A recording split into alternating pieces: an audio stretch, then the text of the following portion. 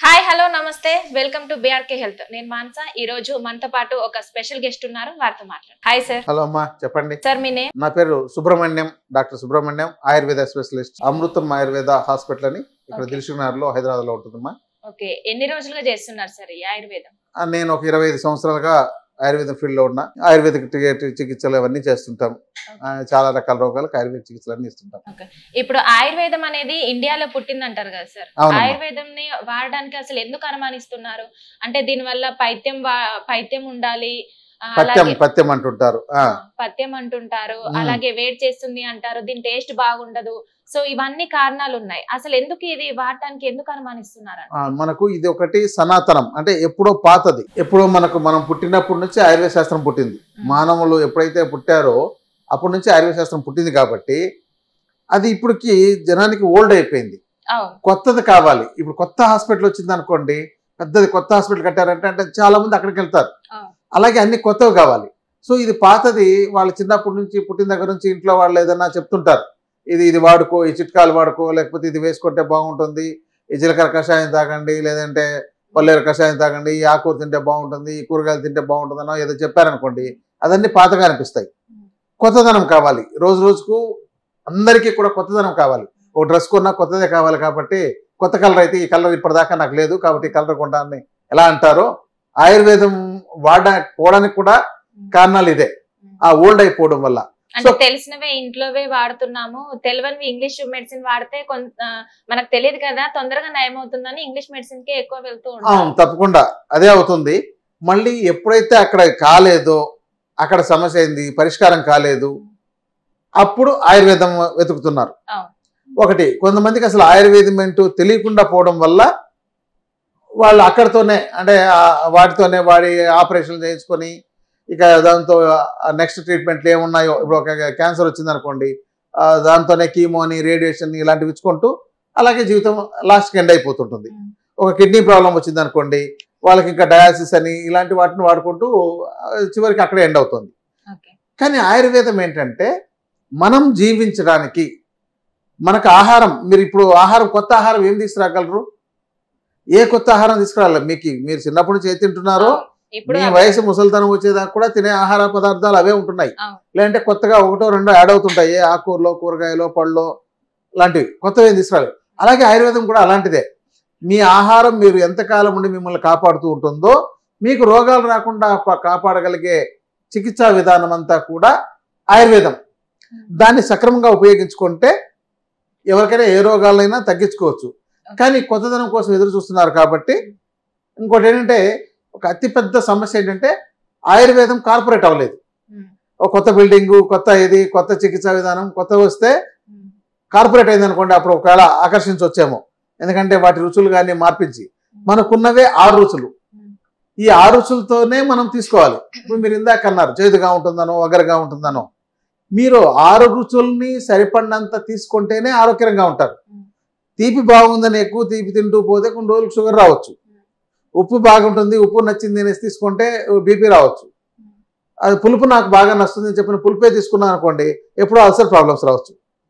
ఇలా ఒక్కొక్కటి వచ్చే అవకాశాలు ఉన్నాయి. అంటే ఇప్పుడు ఇంగ్లీష్ మెడిసిన్ వాడినప్పుడు తగ్గకుండా ఉంటాయి కదా సార్ కొన్ని ప్రాబ్లమ్స్. సో తగ్గకుండా ఉన్న వాటిని మనం ఆయుర్వేదం వాడడం వల్ల ఒకవేళ వాటిని తగ్గించుకోవచ్చు అంటారా? ఒకవేళ తగ్గిస్తే ఎలాంటి సమస్యలు తగ్గుతాయి? ఇప్పుడు ఎలాంటి సమస్యనైనా తగ్గించవచ్చు. కానీ ఒక్కటి బాగా అర్థం చేసుకోవాలి, మీరు ఏదైతే ఆధునికంగా రకరకాల, ఇప్పుడు ఒక సర్జరీ చేసిన తర్వాత కొన్నిటికి చికిత్స చేయలేము. కొన్ని మెడిసిన్స్ వాడి దాంతో రకరకాల సైడ్ ఎఫెక్ట్లు ఏమైనా వచ్చి ఉంటే దాన్ని మళ్ళీ మనం వెనక్కి తీయలేము. కాబట్టి అవేవి లేకుండా మీరు ప్రారంభంలోనే మీకు ఏదైనా వస్తే ముందు ఆయుర్వేదం చూసి, దీంతో వాడి చూసి, దీంతో తగ్గలేదని అంటేనే మీరు అలోపతికో ఇంకోటో వెతుక్కోవాలి.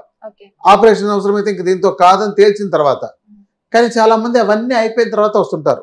ఇంకోటి ఏంటంటే చాలా ప్రచారం లేకపోవడం ఒకటి, రెండోది అందుబాటులో చాలామంది డాక్టర్లు లేకపోవడం ఒకటి, మళ్ళీ కొంతమంది డాక్టర్లు కొన్ని వ్యాధులకు మాత్రమే చికిత్స చేయడం వల్ల ఎవరు సరైన చికిత్స చేస్తారో తెలియకపోవడం వల్ల ఆయుర్వేదం కొంతమంది వాడుకుంటున్నారు, చాలామందికి అందుబాటులో లేకుండా పోతుంది. ఇంకొకటి ఏంటంటే, ఆయుర్వేదం అంటేనే ఒక అర్థం ఆయుష్ని కాపాడే జ్ఞానం. వేదం అంటే జ్ఞానం కదా. అంటే మన ఆయుష్ చెడిపోకుండా, అంటే ఆయుష్ తగ్గిపోకుండా, ఆయుష్ను పెంచుకోగలిగే జీవన విధానం అన్నమాట ఇది. కానీ ఆ జీవన విధానము అనేది చాలా మందికి అర్థం కాకపోవడం వల్ల ఇప్పుడు మీకు ప్రాబ్లం లేనంత వరకు వేరే వాళ్ళు కూడా మీకు ఏదైనా రోగిస్ట్గా ఉన్నారనుకోండి, అతను ఏదో కుంటుతూ వెళ్తున్నాడు అనుకోండి, అయ్యో పాపం ఏదో కుంటుతూ వెళ్తున్నాడు అనుకుంటారు. ఇలాంటి సమస్య మనకు వచ్చినప్పుడు మాత్రమే దాని యొక్క తీవ్రత మనకు అర్థమవుతుంది. కాబట్టి ఇక్కడ ప్రాధాన్యత ఏంటంటే భవిష్యత్తులో మనము ఎలాంటి రోగాలు ఇలాంటివి రాకుండా ఉండాలి, ఇలాంటి పరిస్థితి నాకు రాకుండా ఉండాలి అంటే ఎదుటి వాళ్ళని చూసి మీకు అర్థమవుతుంటుంది. వేరే వాళ్ళు అవస్థలు పడుతుంటారు. ఇప్పుడు కొంతమంది చూడండి, రోజు నరకం అనుభవిస్తుండే వాళ్ళు ఉన్నారు. ఇప్పుడు షుగర్ వచ్చింది, రోజు ఇన్సులిన్ వేసుకుంటూ ఉంటారు. ఆ గుచ్చుకుంటుంటే మనకే భయం వేస్తుంటుంది. సో ఇలాంటివి చేసుకుంటుంటే ఇలాంటిది రాకుండా ఉండాలన్న దృష్టి ఎవరికైతే ఉంటుందో వాళ్లకు ఉత్తమమైంది ఆయుర్వేదం. ఇంకోటి అంటే మీరు తినగవేమో తీయనుండు అన్నట్టు, మీరు ఈరోజు చేదుగా ఉన్నదే అనిపిస్తుంది, కానీ ఒక 4-5 రోజుల తర్వాత అదే మీకు రుచికరంగా అనిపిస్తుంది. కాబట్టి ఆయుర్వేదాన్ని మనం అలవాటు చేసుకోవడం ద్వారా రోగాలు లేకుండా కాపాడుకోవచ్చు, రాకుండా కాపాడుకోవచ్చు, వచ్చిన వాటిని కూడా తగ్గించుకోవచ్చు. ఓకే, ఒకవేళ వాడటం వల్ల సైడ్ ఎఫెక్ట్స్ ఏమైనా ఉంటాయా సార్? ఆయుర్వేదం ఆహారం లాంటిది, ఇది సైడ్ ఎఫెక్ట్స్ ఏమి ఉండవు, కానీ మీ వాడే విధానం తెలియాలి. ఎగ్జాంపుల్, మీరు ఆహారంలో మిర్చి వాడుతున్నారు, ఒకవేళ కారం ఎక్కువైపోయింది, మీ కూరలో ఎక్కువైపోయింది అంటే మీకు ఏమవుతుంది? కారం వేస్తుంది, అంటే నోట్లో కారం మంటగా అనిపిస్తుంది, అంతే కదా. అంటే మీకు అప్పుడు అక్కడ ఏంటి, దాని యొక్క టేస్ట్ తగ్గించుకోవాలని. మరి అప్పుడు మిర్చి చెడ్డదా? లేదు, అది మంచిదే కదా. అంటే మీకు అవసరమైనదే, మీకు రుచినిచ్చేది అదే, పులుపు ఎక్కువైనా ఉప్పు ఎక్కువైనా ఏదైనా సరే. అలాగే ఇక్కడ కూడా కొన్నిట్లో ఏదైనా తేడాలు చిన్నవి రావచ్చు. వాటిని మళ్ళీ వైద్యుల పర్యవేక్షణలో, అంటే అసలు ఆయుర్వేదం అనేది అందరూ నేర్చుకోవాలి.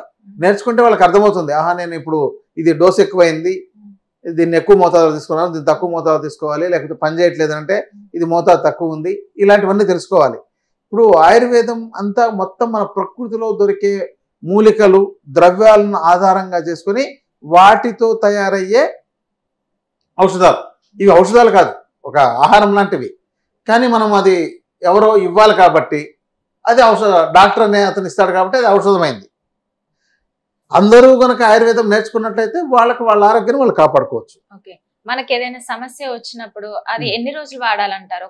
అంటే మనం ఇదైతే ఇంగ్లీష్ మెడిసిన్ అయితే ఒక మెడిసిన్ వేసుకోగానే తగ్గిపోతుంది అంటారు, ఆయుర్వేదంలో ఎన్ని డేస్ ఎన్ని మంత్స్ వాడాలంటారు? వ్యాధి తీవ్రతను బట్టి.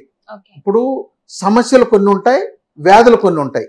సపోజ్ షుగర్ వచ్చింది కదా సార్, షుగర్ ఉన్న వాళ్ళకి అంటే కంటిన్యూస్ గా లైఫ్ లాంగ్ వాళ్ళు ఏదో ఒక టాబ్లెట్ వేసుకుంటూనే ఉంటారు. సో అలాంటి వాళ్ళకి ఆయుర్వేదంలో తగ్గే అవకాశం ఉందంటారా? ఉంది, ఎందుకంటే షుగర్ అనేది డిసీజ్ కాదు.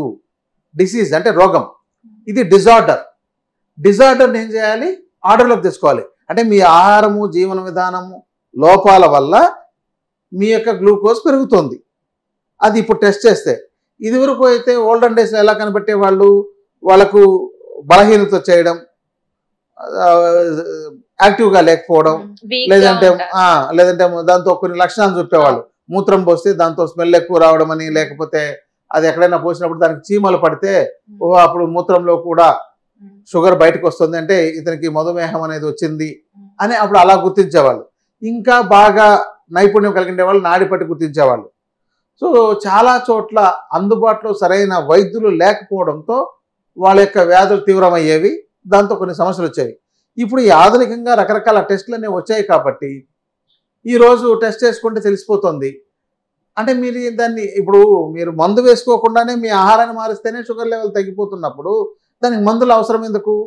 కానీ ఇక్కడ ఏం చేస్తున్నారు, మందులు అవసరం లేని వాటికి కూడా మందులు వేసుకుంటూ అలవాటు చేసుకుంటున్నారు.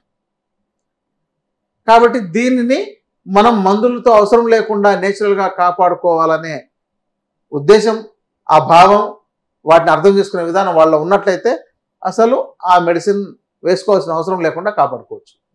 Okay, thank you so much sir. అంటే మనం ఇంగ్లీష్ మెడిసిన్స్తో కాకుండా ఆయుర్వేదంలో కూడా మనకు తగ్గే అవకాశం ఉంది అని చాలా బాగా ఎక్స్ప్లెయిన్ చేశారు. Thank you sir.